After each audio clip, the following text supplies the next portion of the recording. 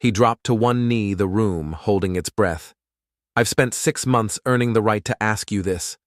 Lily Hart, will you marry me? Not as the billionaire, not as the CEO, just as the man who loves you more than all the cupcakes in Halcyon Bay.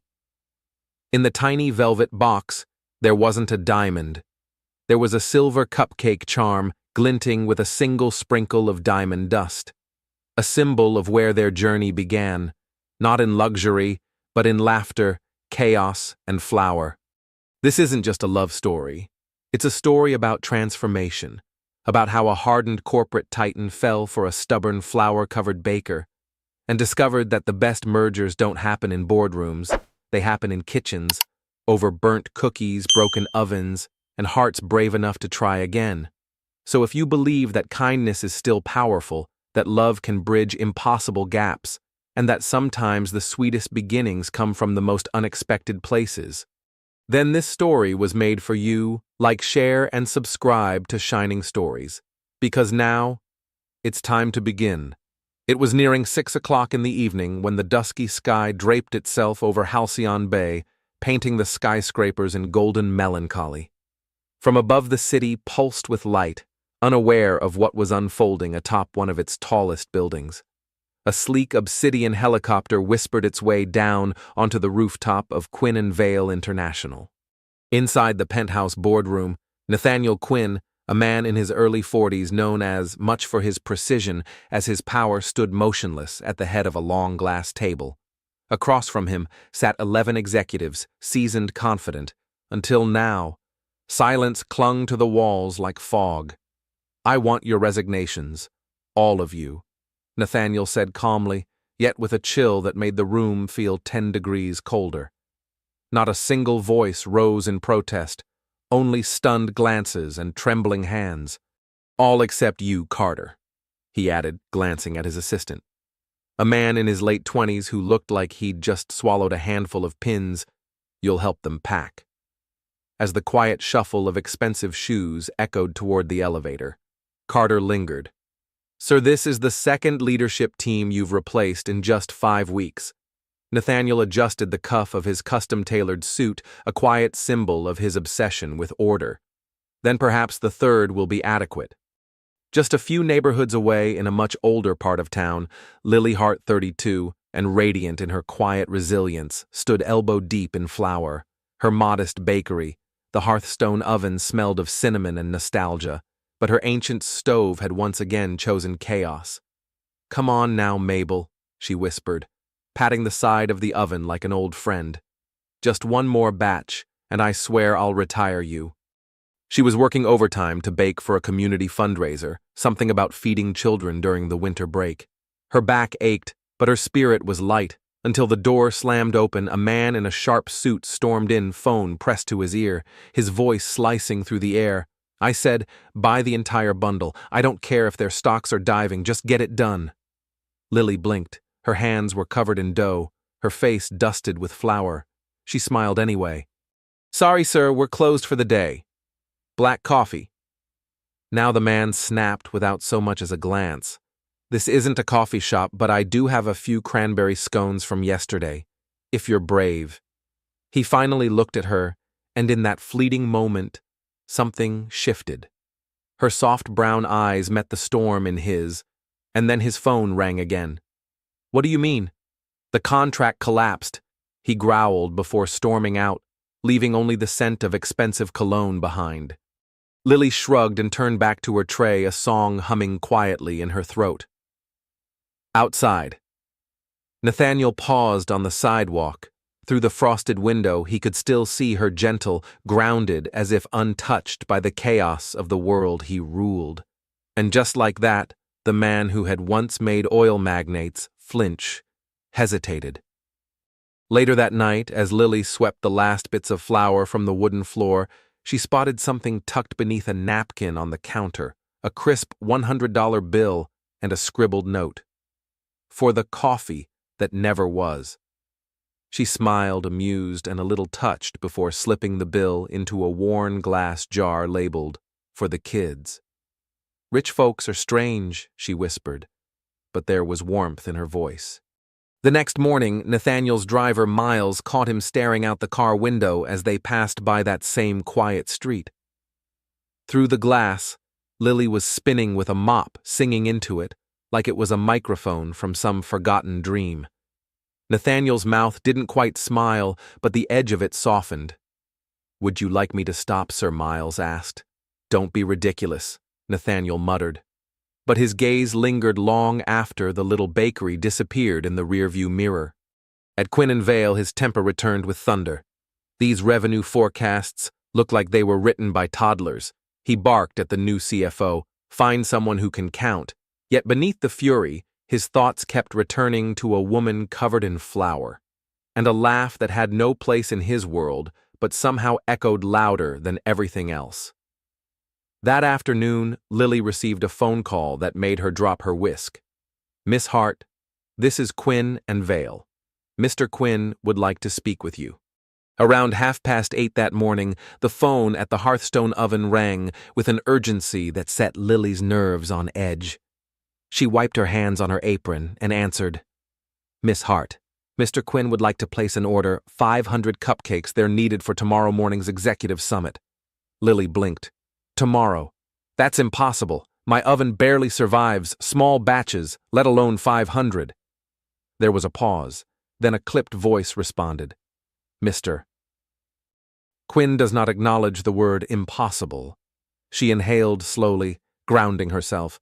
"Then I'm afraid Mr. Quinn will have to make an exception." A heavy silence followed. In a sleek office high above Halcyon Bay, Nathaniel Quinn snatched the receiver from Carter's startled hands. "This is Quinn. Did I just hear you refuse me?" "You did," Lily said evenly.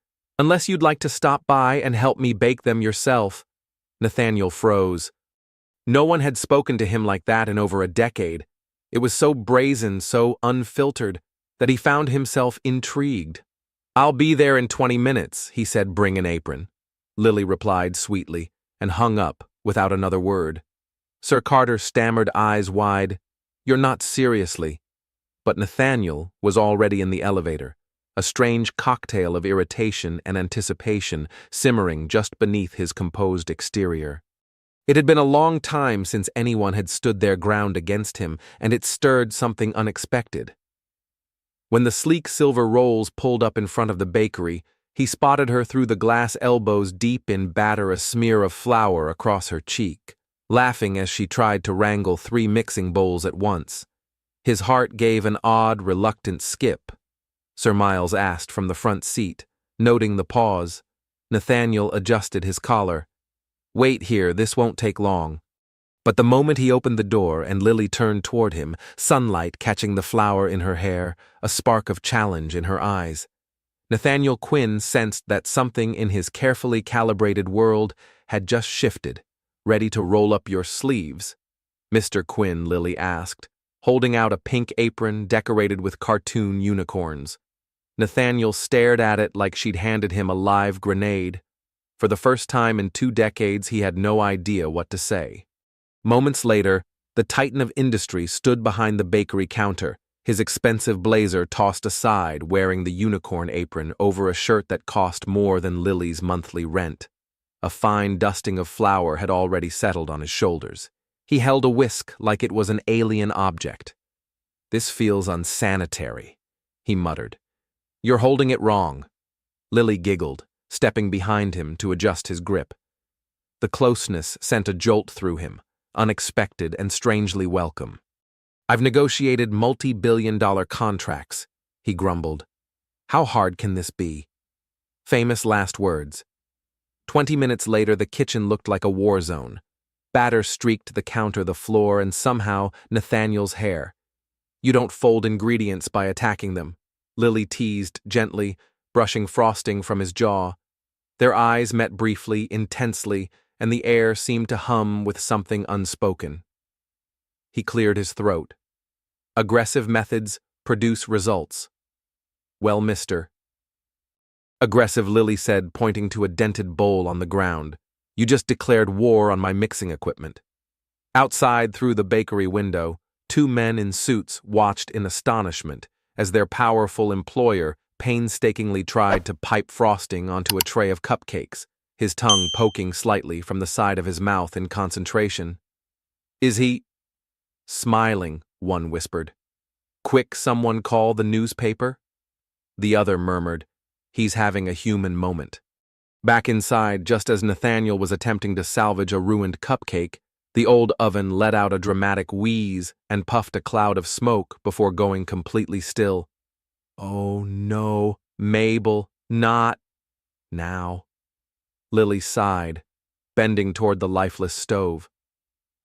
Without hesitation, Nathaniel reached for his phone. "Carter, find this woman the finest oven on the market. Today." Lily's head snapped up. "No." He turned to her. "Excuse me. I don't need your charity. Mr. Quinn." He smiled faintly, eyes amused. "It's not charity, it's an investment in my 500 cupcakes." She folded her arms. "Then you're going to earn it.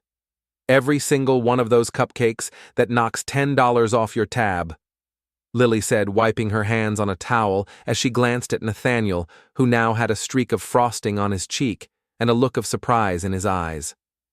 His eyebrows rose. People usually lined up to ask for his money. No one had ever refused it before. "You're bargaining with me?" he asked, genuinely amused. "Someone has to keep your ego grounded," she replied with a teasing wink.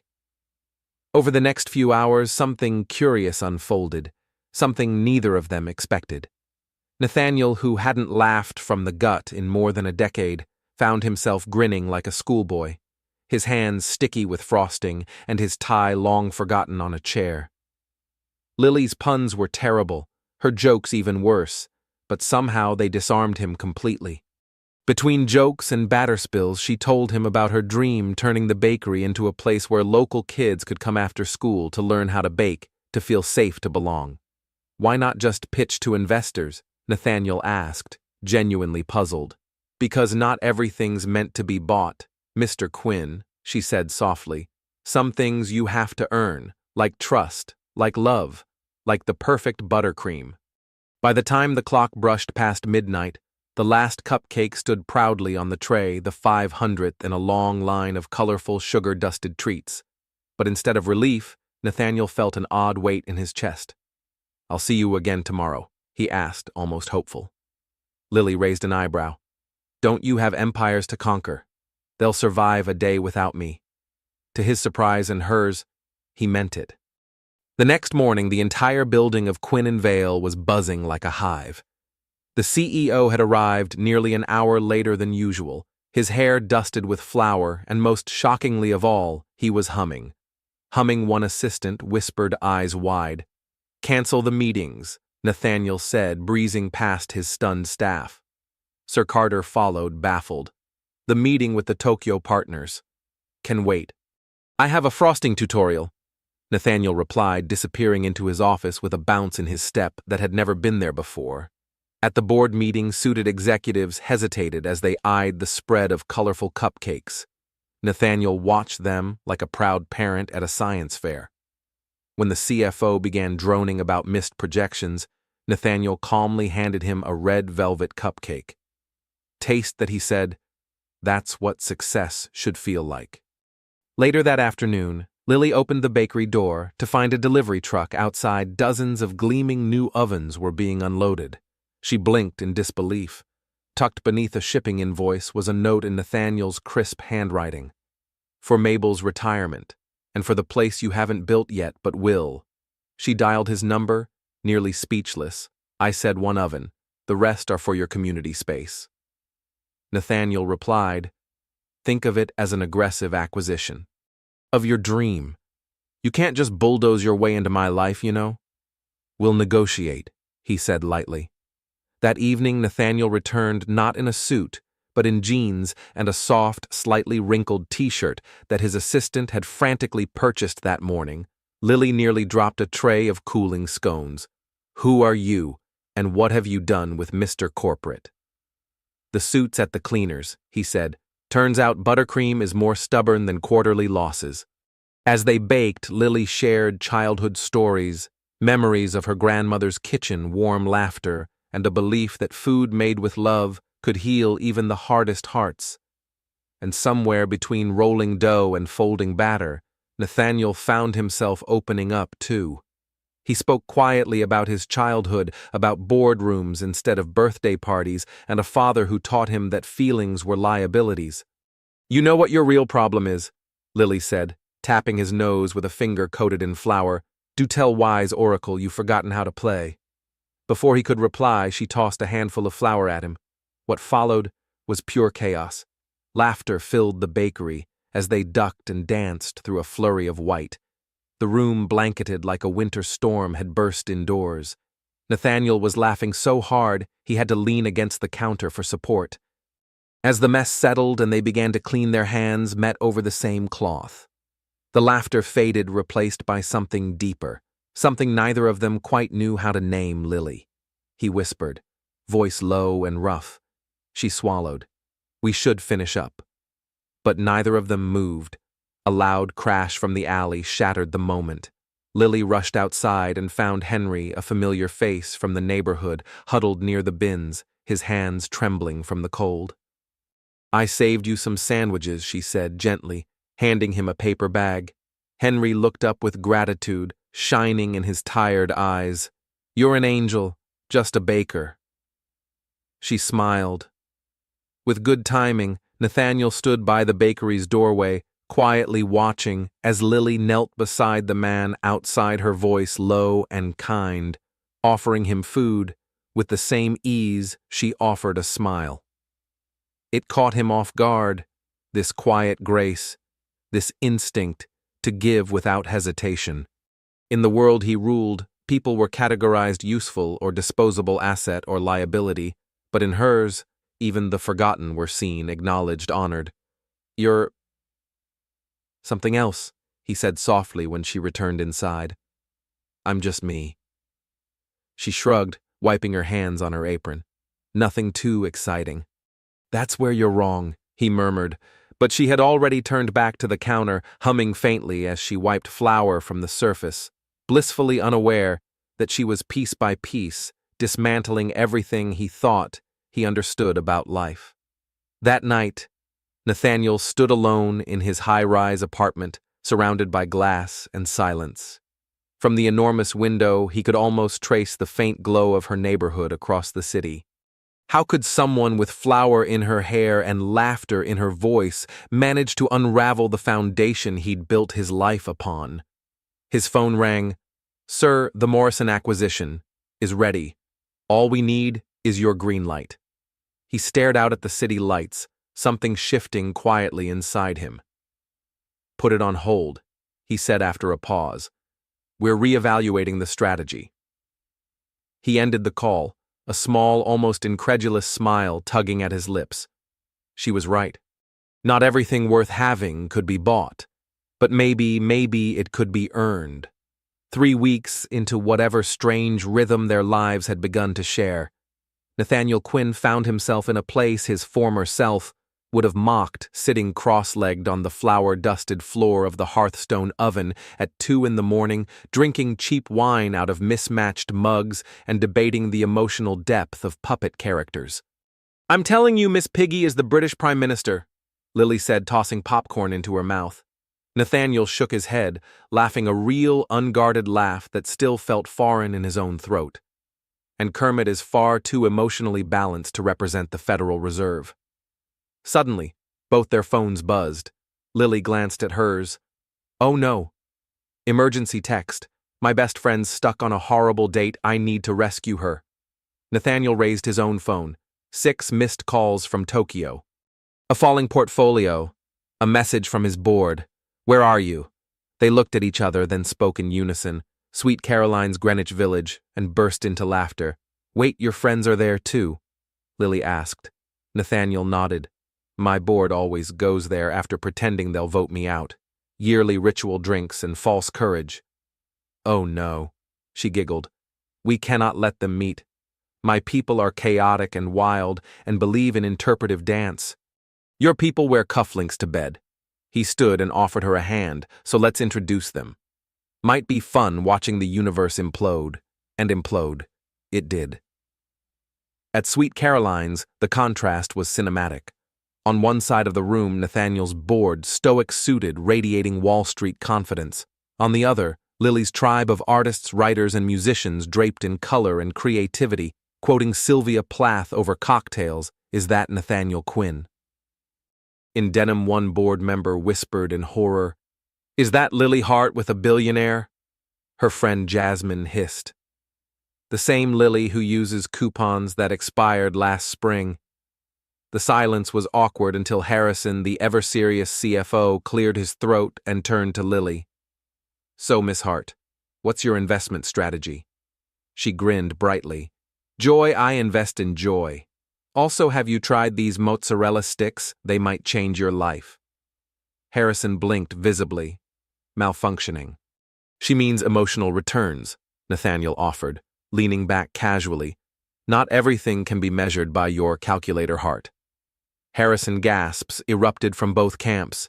Even the bartender dropped a glass. Then someone from Lily's side, Marcus, not the assistant but the painter, stood and shouted, "Karaoke battle artists versus suits." And that's how the most bizarre, unforgettable karaoke showdown in Halcyon Bay history began.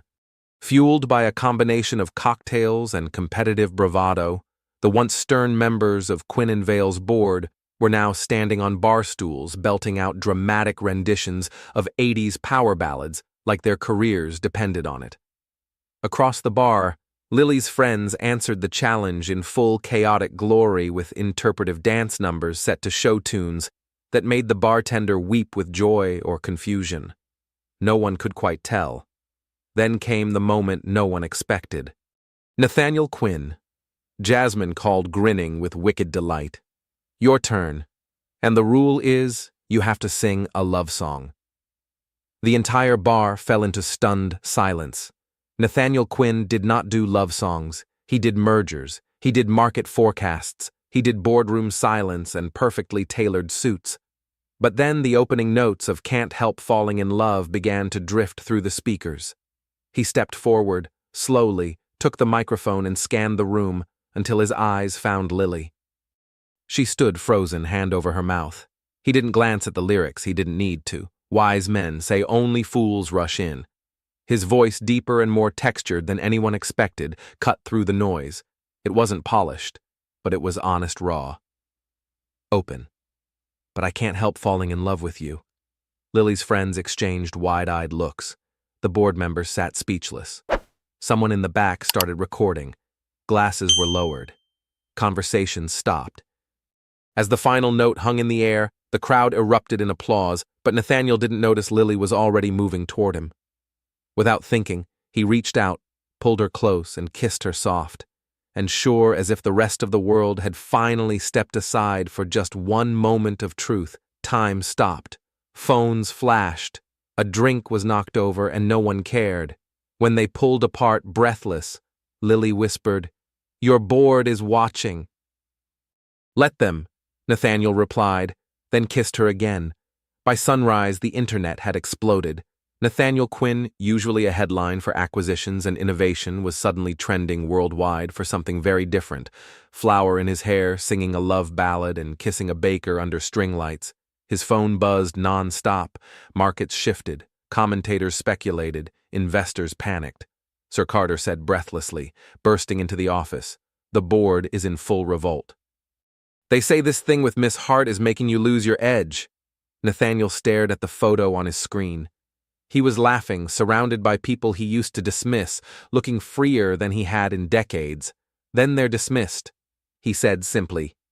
Carter blinked. "All of them." "Yes, effective immediately." "Sir, you can't just—" "Carter," Nathaniel interrupted, turning away from his desk. "In the past few weeks, I've learned how to bake a cupcake I've sung in public. I've discovered gas station wine doesn't kill you, and I've laughed more than I have in 30 years. He moved to the window and gazed out at the city that no longer felt like his alone. If they think happiness is a liability, they don't belong here. Carter was silent for a moment, then softly asked, "What's the new business plan?" Sir Nathaniel smiled. "I'm going to fall in love with Lily Hart, properly. No boardroom schemes, no contracts, just love and the company. And who knows? Maybe we'll both thrive. Turns out emotional intelligence might be the most undervalued asset on the market. That afternoon, he arrived at the Hearthstone oven, holding a bouquet, not of roses, but of carefully tied sacks of flour wrapped in twine and ribbon. Lily opened the door and blinked. "What on earth is this?" Roses felt too obvious. "And I figured you'd appreciate the practical." She laughed, pulled him inside and threw her arms around his neck. "You're completely absurd. I know you're rubbing off on me." Then he pulled back slightly, looked her in the eye. "Lily, I let them go. The board." "What?" Her eyes widened. "Why?" "Because they thought falling in love with you was bad for business. And is it?" she asked quietly. He shook his head. "It's the smartest decision I've ever made." His hands cupped her face as he whispered, "I love you, Lily Hart. I love your awful puns, your overbaked scones, and the way you find light in everyone, even a man like me." Her eyes shimmered. "I love you too, you infuriating man. Even if you can't fold batter to save your life." They kissed again softly this time as a gentle drift of flour dust floated through the late afternoon light. From across the street unseen behind a cafe window, one of the recently fired board members watched and slowly, perhaps grudgingly, smiled. Across the street from the Hearthstone oven behind the tinted windows of a corner cafe, several former board members from Quinn and Vale sat in stunned silence, nursing lattes and disbelief. "He's really lost it," Harrison muttered, shaking his head slowly. No said. Johnson, the only one who'd somehow survived every corporate purge. He sipped his coffee thoughtfully. "He's finally found it." A few heads turned. "Love's the one merger that never depreciates," Johnson added with a shrug. "Also, I've started taking baking classes." My wife's thrilled. Back at the bakery, Lily and Nathaniel sat on milk crates surrounded by flour sacks, sketching plans on napkins and dreaming in icing and ambition. So Lily said with a sly smile, "Want to help me bake cookies for the shelter's fundraiser? Only if we can talk about scaling this into a chain of non-profit bakeries across the city." She kissed his cheek. "There's my favorite former shark." "Reformed shark," he corrected. "I only bite cookies now." And in that warm, chaotic kitchen where dreams rose like bread in the oven, two people who once lived in parallel worlds found a way to build one together. 6 months passed, and the transformation was undeniable. Quinn and Vale International, once a marble and steel monument to efficiency, had evolved. The lobby now housed a colorful community board filled with flyers from local initiatives. The executive cafe served Lily's kindness cookies with proceeds funding youth culinary programs. "You've turned my company into a feel-good factory." Nathaniel mock grumbled as he helped Lily arrange decorations inside the new Sweet Hearth Community Center. "And your quarterly earnings are up 40%, she shot back, reaching up to fix his crooked tie. "Seems like kindness pays." He patted his coat pocket for the third time. "Is everything set for tonight?" "Stop fussing." She laughed. "It's just a grand opening, not the royal wedding." If only she knew. The center was everything Lily had dreamed of.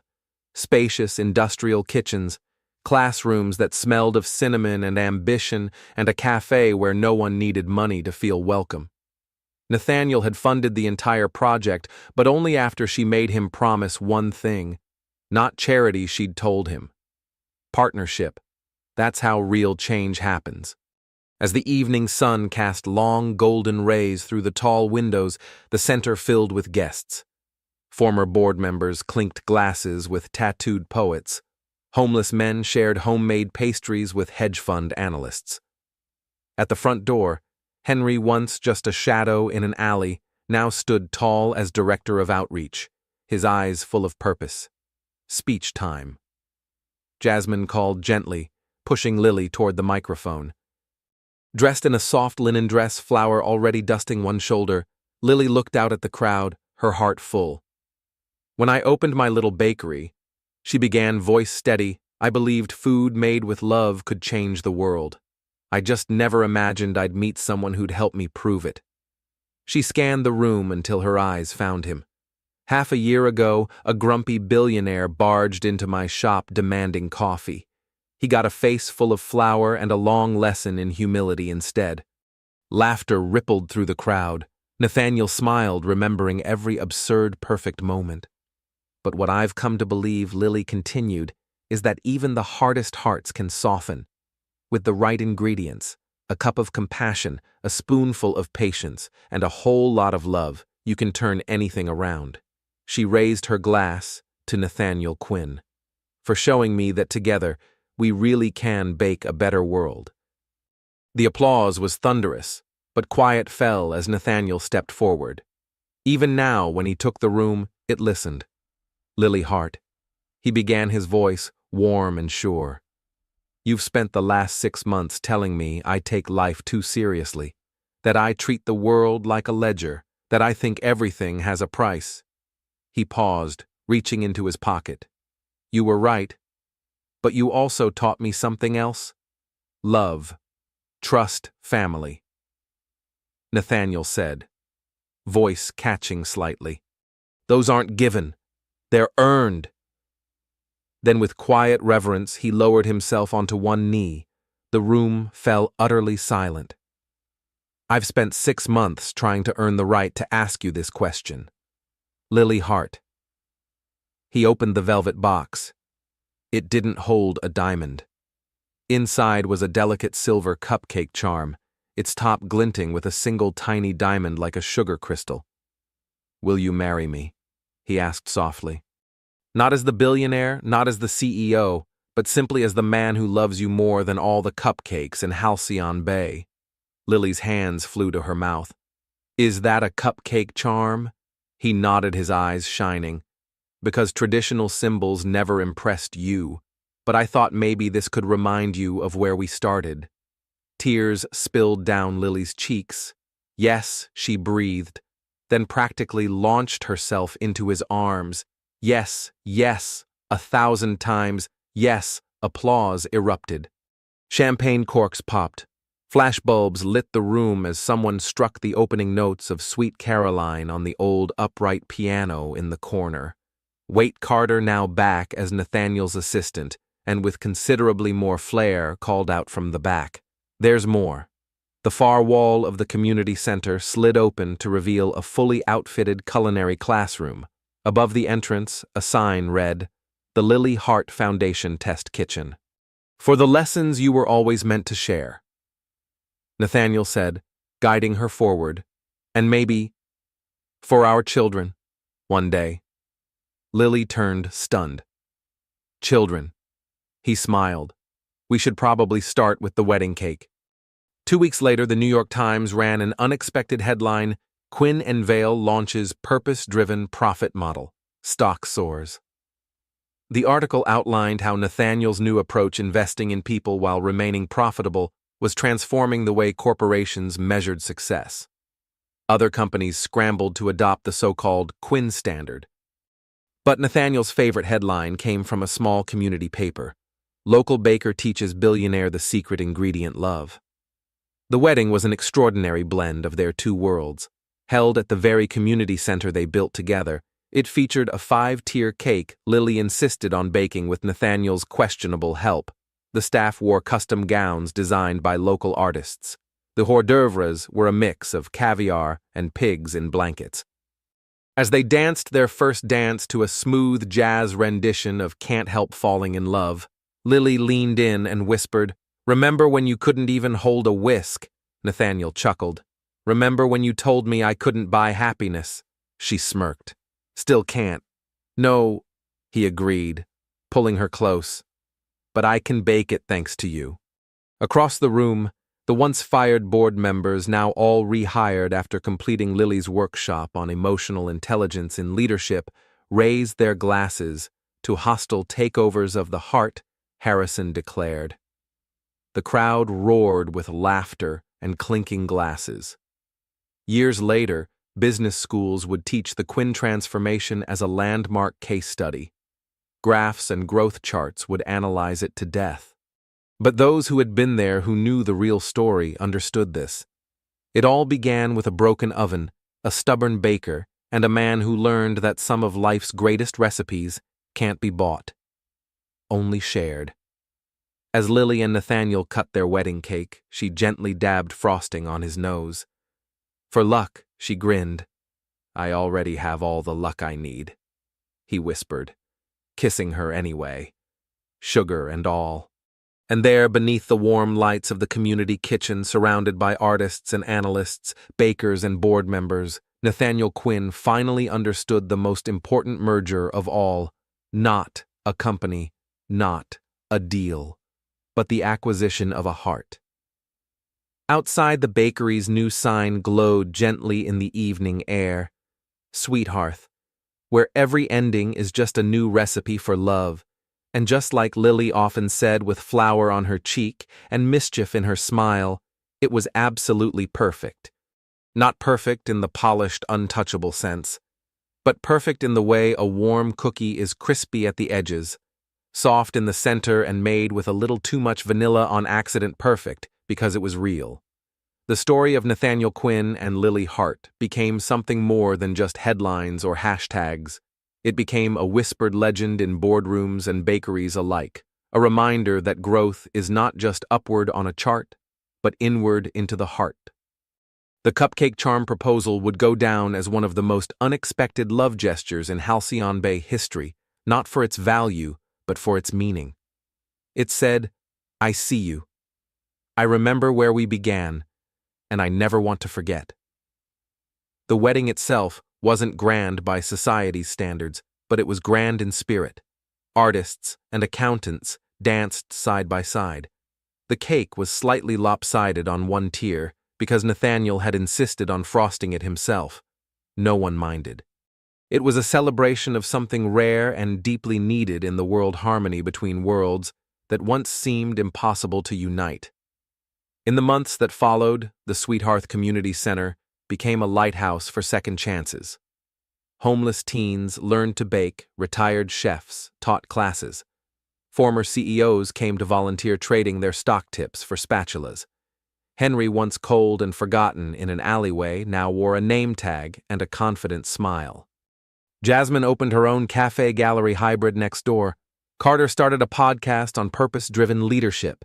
Even Harrison, the numbers-obsessed CFO, now baked on weekends with decent results. And as for Lily and Nathaniel, they didn't just build a life. They baked one day by day with love as the leavening. Years later, when their children would ask how it all began, Nathaniel would lift them onto his lap and say, "Well, once upon a time I fired an entire boardroom and fell in love with a woman who taught me how to make cinnamon rolls."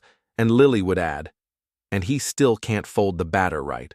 They would laugh together, as they always had. So if you're ever in Halcyon Bay and you pass by a warm little shop glowing beneath twinkle lights with the sign that reads Sweethearth, where every ending is a new recipe for love, step inside. You might just find a bit of yourself in the flour-dusted laughter, the music from the kitchen, or the quiet magic of two people who once changed the world one cupcake at a time. And so the man who once believed numbers mattered more than people, and the woman who believed love could rise like bread in a warm oven, built something far greater than any empire. They built a life, not perfect, but honest and full of joy, mess, and meaning. Because in the end, it wasn't the cupcakes or the charm bracelet, the community center or the skyrocketing stocks. It was the quiet moments, the courage to soften, the decision to choose each other again and again. Maybe that's what real success looks like. Not power, not wealth, but being seen, being loved, and daring to love in return. If this story touched your heart, help it reach someone else's. Like the video, share it with someone who needs a little hope today. And don't forget to subscribe to Shining Stories, where every tale is a reminder that the world still holds beauty, and every ending is just a new beginning.